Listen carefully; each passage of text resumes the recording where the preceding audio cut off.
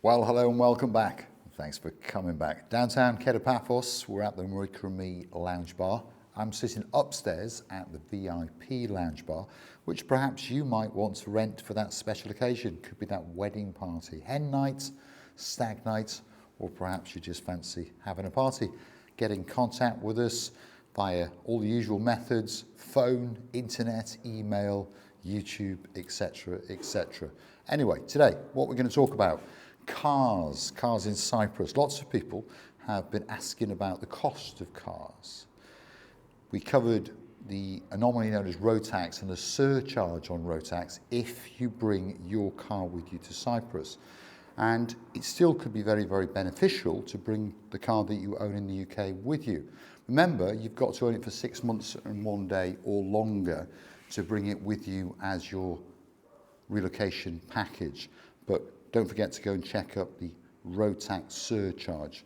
Many cars could be €100 or so. It's not going to bother you a lot. But if you're bringing something like a Range Rover with you, you could be in for a bit of a shock, whether you've got lots of money or not. But anyway, I was talking the other day with a gentleman about cars, and he referred to cars as being quite expensive to buy in Cyprus. And of course, he's referring to second-hand cars.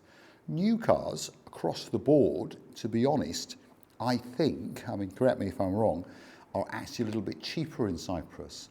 Normally the price is a little bit more in the euro, but of course the euro is worth a little bit less than the pound. So for example, something like a Toyota RAV4, if you're buying it brand new in Cyprus, let's say a mid-spec, will cost you around about €44,000, which is about £40,000. In the UK, the similar car will cost you about £41,000 when I checked it out today. Anyway, specs are not quite the same, but I think you understand what I'm saying. So new cars are around about the same price if you're going to buy a new car. And in some cases, they can be a little bit cheaper, but not by much. But of course, the gentleman was referring to second-hand cars. The UK second-hand car market has always been the same, where you buy a brand new car and you literally lose between 10 and 30% of your money the moment you drive it off the forecourt. Now, in Cyprus, if you buy a brand new car, again, the moment you drive it off the forecourt, you're going to lose a lot of your money, but not quite as much. I'll give you an example, which I remember. I bought a BMW in Cyprus. In fact, I bought two, but I'll pick on the one that I bought, which was a 1 Series, and then decided that it wasn't big enough. So I swapped it for a 5 Series. Now, this is going back a long time ago when cars were quite reasonable. Today, cars are not reasonable, are they? The prices of cars have shot up through the roof.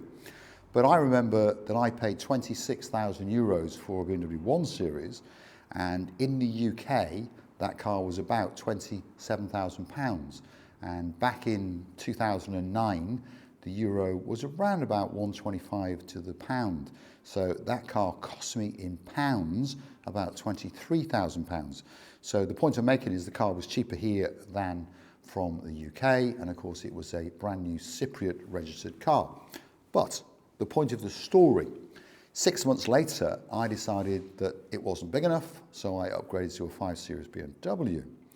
Again, brand new. So I took it back to the BMW dealer, and they offered me €21,000 for the car that I paid €25,000 for. So that wasn't too bad. Yes, I lost money, but that wasn't too bad. If we had replayed that scenario in the UK, I don't think they'd have offered me much more than 15 or 16,000. So the point I'm coming to is that second-hand cars retain much, much more of their value in Cyprus. So yes, let's say, for example, you're going to spend €10,000, so £8,000 to make the maths simple. So let's say in the UK, you went to a good used car dealer and you spent £8,000 on a car. And let's say 2 years later, you decided you're going to change that car, perhaps buy another second-hand car, or perhaps go and buy a new car. You take it to the dealer, or you put it on Facebook or whatever it is, and you try to sell it. You're probably going to pitch that car at around about £4,000, and probably going to accept somewhere around £3,500 and think that you've done quite well, and you have. Now, in Cyprus, £8,000 would be 10,000 euros or thereabouts to keep the maths simple. So you get off a big bird, which of course is an aeroplane, and you relocate to Cyprus and you go and buy a car, let's say for 10,000 euros, £8,000. And you run that car for a couple of years, maybe 2 or 3 years, and then you decide, you're going to treat yourself to a new second-hand car or a new car, or perhaps you want a bigger car or a smaller car, whatever the reason may be, and you go to sell your car. You're probably going to get a retained value back of somewhere around 6,000 to 7,000 euros. Yes, you heard me correctly. The car is worth much, much more money further down the line. That is one of the anomalies, not just in Cyprus, but in mainland Europe as well, where second-hand cars retain much, much more of their value. And there's a few reasons for that. In particular in Cyprus, the weather is very, very good. So the underneath of the car in general doesn't suffer from any rust. So the car is much, much more solid. And you often see cars, perhaps if you've been to Cyprus, perhaps if you've been to Spain and Portugal, that are driving around in very good condition. Some of them have often only had 1 or 2 owners that are 20, 30, 40 years old driving around. And that's because rust has not taken its toll on the underneath of the car. So the cars retain much, much more of their value. I was talking with a gentleman last night, Sir of the Ian and Lady of the Tina, and they were saying that you can't really buy a decent car in Cyprus for less than 3, 4, 5,000 euros, and this is true. Now that's not to say that you can't buy a car for 500, 1,000 or 1,500 euros. The question is whether that car will get you home. And when I say home, will it get you from Kato Paphos to your hotel and back? That's the point I'm making. So if you are coming to Cyprus, and perhaps you own a property, or perhaps you can come and rent somewhere for 6 months, try it out, and perhaps you don't want to buy an expensive car, perhaps you don't want to invest all that money. Word of warning, and I'm not trying to sell you a car, by the way. Don't buy a car that's less than 3,000 to 4,000 euros. It might have a bit of sun damage on it, but you've got to have a look at it. Does the gearbox function? Do the lights function? Does it have bumpers? Does it have an MOT? Has the previous owner paid the road tax last year and the year before? These are some of the little anomalies. But if you go looking at cars, and they can be 10, 15, even 20-year-old, by the way, you're still going to pay 3,000 to 4,000 euros for a good car. But when you come to sell it, perhaps when your adventure ends, or perhaps when you decide to stay and upgrade to a better car, you will still get back 2,500, 3,000 euros for your car. So you haven't lost that much money. And if you think about it, let's say you did pay 3,500, 4,000 euros for a car, used it for 6 months, 12 months, and then sold it for 3,000 euros, which you will like that. It was much, much cheaper than renting a car. So these are some of the options. And I've got many customers who own properties in Cyprus who have, let's say, a 20, 25-year-old RAV4 Honda HR-V at their property. Never let them down in years. And they keep it at their property for when they come out, or their friends and family come out, and they can pop some benzene, that's petrol in the tank, and go for a whiz round, and not have to worry about being on red plates as a hire car, and not have to worry about hiring a car, and of course damaging the hire car. That's all in another video, obviously. Hopefully you've enjoyed what I've got to say. I'm pretty sure most of the facts I've given you are totally true. It's information that I've gathered over many, many years in Cyprus and from people that I talk to. And if there's something that you want to know, please drop it into the comments, and I'll do my very, very best to make a little video about it. Coming soon will be a video about the health service of Cyprus, because that seems to be a very, very popular subject at the moment. We're going to do more on immigration, obviously more on the bar. And if you are in and around downtown Kato Paphos, or coming here in the very near future, why not come and see us on the most famous street in the world, which is Bar Street.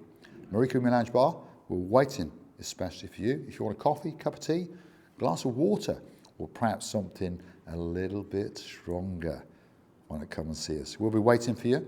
And from next week, we'll be open from 12 noon until 12 midnight as we slowly ramp the business up and getting ready for the summer season. Lots of people have been asking about snacks and food. Those licenses are now in the process, and we believe by late May, we'll be making that burger, that breakfast, especially for you. And again, at very, very reasonable prices at the Marika Me Lounge Bar on the most famous street in the world, which is Bar Street. Now, let me introduce you to a local drink. It's cider.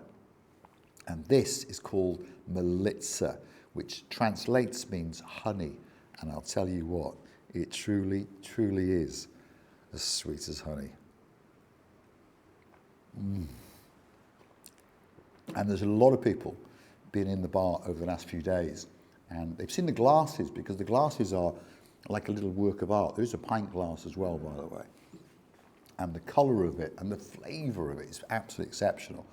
And everyone who's tried it has always ordered at least one, if not two more. Lady Miriam, she's a convert. Our man known as Baron Von Cigar, he liked it. Lord Lee, our mountain man, he liked it. Nobody who's sampled it has not liked it.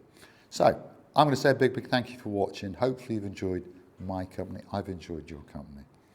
If you'd like to keep the channel afloat, please hit the like, smash that subscribe. That's what helps us to grow on the YouTube algorithm. Doesn't cost you a single penny. But if you would like to keep the channel afloat and perhaps gift us a virtual coffee or two, why not go and hunt us down on the Buy Me a Coffee platform.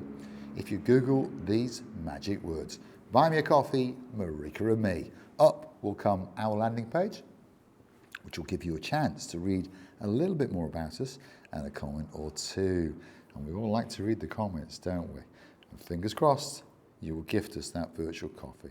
And we do thank you very, very much indeed. Some of the people who regularly contribute, our day man, Baron John, Baroness Louise, Sir Jonathan Ricey, the list goes on and on. Mountain Man, Lord Lee, Lady Vicky, of course, Baron Von Cigar, Lady Victoria, Lady Kerry, who had a birthday recently, and of course the man with the ears, Lord of the Tony. Thank you very, very much for your continued support of the little channel known as Marika and me. And of course, if you'd like to buy a brick on the Wall of Fame on the Hollywood staircase, big thank you to Lady Jane, and of course, Sir of the Mick. Massive thank you to Lady Leanne in downtown South Wales. These guys both requested our bank transfer details so that they could transfer £50 and their name will be on a brick on the Wall of Fame on the Hollywood staircase very, very soon indeed. And it will be the photo opportunity of a lifetime. So please don't forget to hit the like, smash that subscribe, and please don't forget to keep checking in now and again to see what the idiot in a blue hat is talking about. And of course, now and again, on camera appears the most beautiful woman in the world, Miss Archin Gracivian LaBouffe, my Marika and your Marika, as we take you on our little adventures in and around the Marika Me Lounge Bar. And of course, once the sun starts shining, we'll be back on the promenade and dancing and prancing into the harbour. Big thank you for watching. I'll see you again very, very soon indeed. Cheers from Militsa and of course the Marika and me Lounge Bar. And of course, the little boy cigar. See you again very, very soon indeed.